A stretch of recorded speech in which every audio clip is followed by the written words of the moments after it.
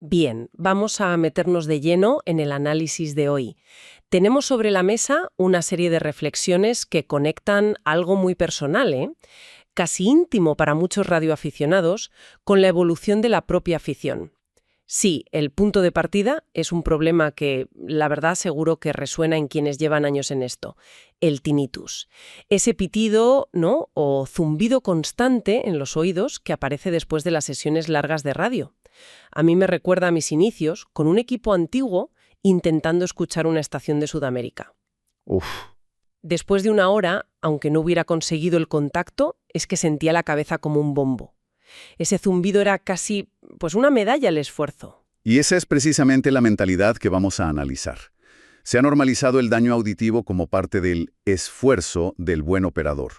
Los propios documentos que manejamos lo califican, y con razón, como una peligrosa señal de alarma. Claro, y la gran pregunta que se nos plantea es si el auge masivo de los modos digitales, como FT8 o la voz digital, es solo una moda o si en realidad es una respuesta ergonómica, casi instintiva, a este problema de salud. Exacto. Nuestra tarea hoy es desgranar esa conexión, ver si la tecnología de verdad nos ofrece una salida y validar un plan de acción muy concreto que se propone para gestionar esto de forma inteligente. Perfecto.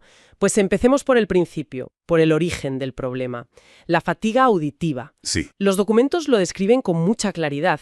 Horas y horas de escucha en modos como la banda lateral única, la SSB, peleando con el ruido de fondo, esa estática que a veces parece un muro. es que el cerebro está constantemente trabajando para separar la señal del ruido.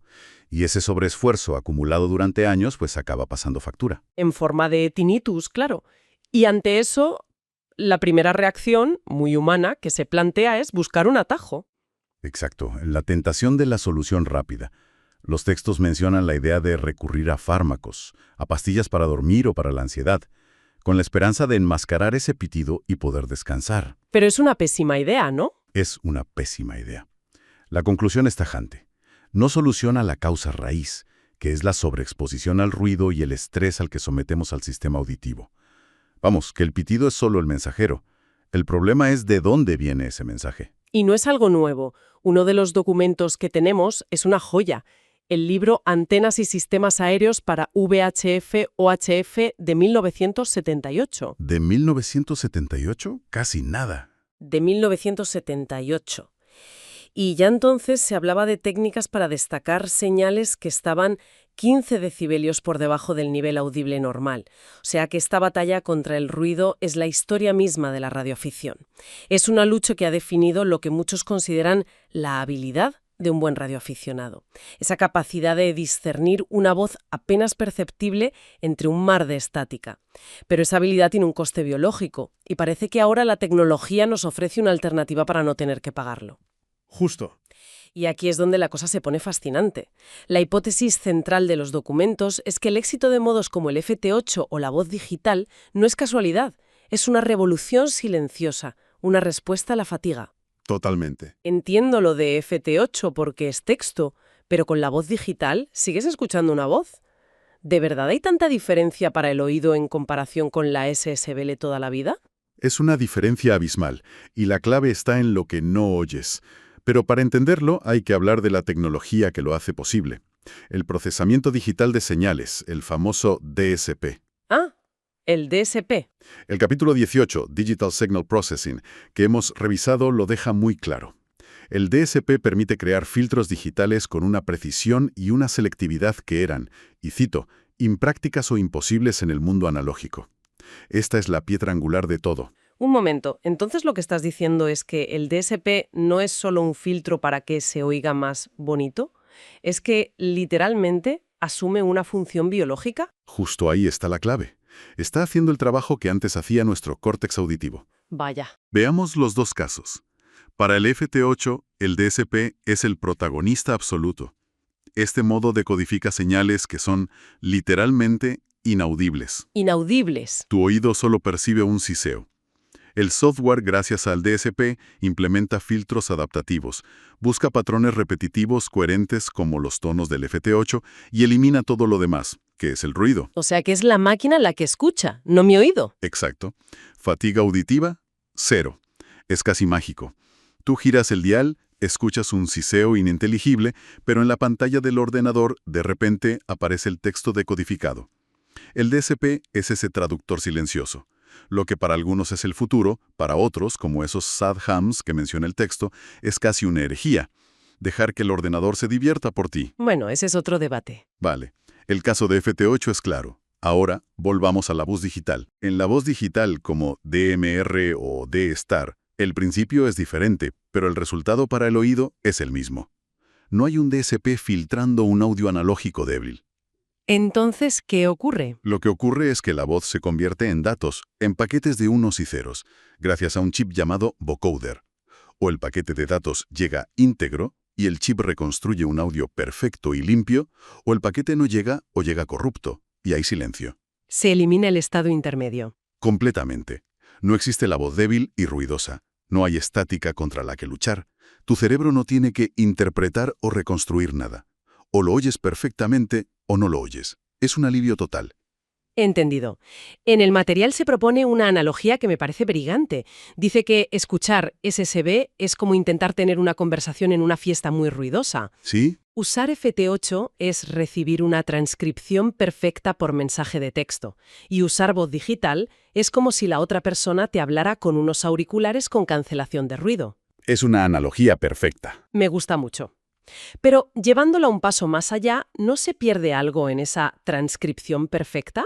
Parte de la gracia de la radio era precisamente la habilidad de escuchar, de discernir. ¿No estamos externalizando la habilidad principal de un radioaficionado a una máquina? Esa es la gran pregunta, y nos lleva a un debate cultural dentro de la afición. Lo que estamos viendo es una redefinición de la palabra habilidad. La vieja guardia, con todo el respeto, podría enorgullecerse de su capacidad de resistencia auditiva, pero los documentos sugieren que la nueva habilidad es saber usar la tecnología para operar de forma más inteligente y sobre todo sostenible. O sea que la habilidad ya no es la resistencia al castigo, sino la estrategia para evitarlo. Exacto. Se trata de preservar la herramienta más importante que tenemos, nuestro propio sistema auditivo. Vale, la tecnología nos da una salida, una forma de seguir en la radio sin castigarnos. Pero eso es solo una parte de la ecuación, ¿no? No, para nada. El material que tenemos delante insiste mucho en un plan de acción personal, en cambiar nuestros hábitos. Absolutamente. La tecnología es una herramienta potentísima, pero no es una cura. Por eso el plan de acción propuesto es tan importante, porque aborda el problema de una manera integral. Y el primer punto que se plantea es, de hecho, el menos tecnológico de todos. Efectivamente, la consulta médica. Acudir a un otorrino. Parece obvio, pero a veces es lo que más se pospone. Creemos que conocemos nuestro cuerpo y que sabemos lo que nos pasa. Y es un error fundamental. Este paso es innegociable. Antes de comprar unos auriculares nuevos o cambiar de modo de operación, es crucial tener un diagnóstico profesional. Para evaluar el estado real de la audición y descartar otras cosas, ¿no? Exacto. Y descartar que el tinnitus no sea síntoma de otra patología. Es el punto de partida. No hay atajos. De acuerdo. Primer paso. El médico. El segundo punto del plan es la higiene auditiva en la radio. Y aquí proponen algo muy concreto, una regla 60-60. Sí, no superar el 60% del volumen del equipo y no operar más de 60 minutos seguidos sin hacer un descanso. Que, seamos sinceras, es la primera regla que se rompe en un buen concurso, ¿verdad? La primera. Estás en racha, los contactos no paran de llegar y lo último en lo que piensas es en el reloj. Cerrados. Por el aislamiento. Por el aislamiento. Al aislarte del ruido de tu propio cuarto, el ventilador, el ordenador, puedes permitirte bajar el volumen general del receptor. Tu cerebro tiene que procesar menos información parásita. El beneficio es doble. Proteges tu oído y mejoras la inteligibilidad. ¿Tiene todo el sentido? Exacto. Vale, el tercer punto del plan se centra en gestionar el síntoma cuando ya está ahí, el enmascaramiento del tinnitus. Sugieren usar ruido blanco o rosa. Pero, un momento, ¿no es combatir el ruido con más ruido? Suena un poco contraintuitivo. Lo parece, pero el mecanismo es muy interesante. Esto es una técnica para gestionar el síntoma, no para curar la causa. De acuerdo. El tinnitus es un sonido interno.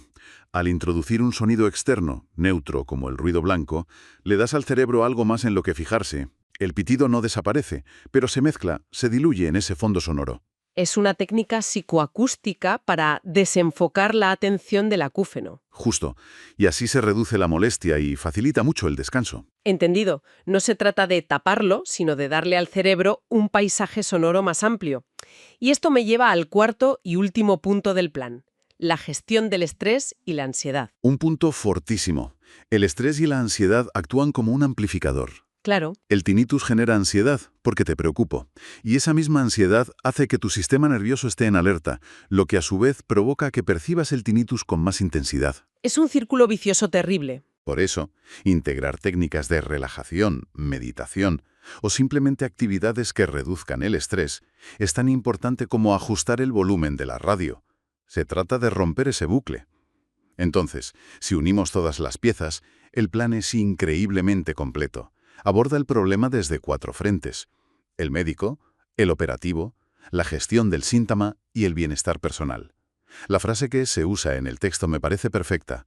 No es rendirse, es adaptarse con inteligencia. Exacto. Y eso nos devuelve a la idea principal.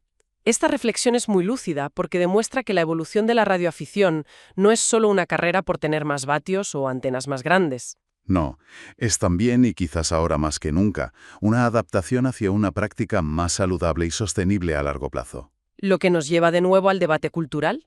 Los modos digitales, que reducen el estrés auditivo, no son el fin de la radio de verdad, como podrían decir algunos puristas. Son de hecho su futuro más viable. Quizás la verdadera destreza del radioaficionado del siglo XXI no es tener un oído que aguante horas de ruido, sino tener la sabiduría para elegir la herramienta adecuada en cada momento. Has dado en el clavo, protegiendo tu salud para poder seguir disfrutando de las ondas durante muchísimos años más. Es un cambio de paradigma total, de la resistencia bruta a la eficiencia inteligente. Y fíjate, todo esto nos deja con una idea final para reflexionar, una puerta que se abre. Hemos hablado de cómo el DSP, el procesador, permite que un ordenador escuche por nosotros. ¿Sí? Pero el siguiente paso ya está llamando a la puerta, la inteligencia artificial. Efectivamente. Uno de los documentos que manejamos, utilizando Machine Learning for Signal Classification, ya explora cómo los algoritmos pueden aprender a distinguir la señal del ruido de formas mucho más sofisticadas. Ya no es solo filtrar, es aprender y reconocer. Exacto. Y eso plantea una pregunta fascinante. ¿Qué pasará cuando estas herramientas de IA no solo filtren el ruido, sino que aprendan y predigan la propagación en tiempo real para sugerirnos el contacto ideal antes de que empecemos a buscar? Ujú. Quizás el futuro no sea solo reducir la fatiga, sino tener a nuestro lado un copiloto de inteligencia artificial que nos guíe por el espectro, abriéndonos puertas a posibilidades que hoy, apenas podemos empezar a imaginar.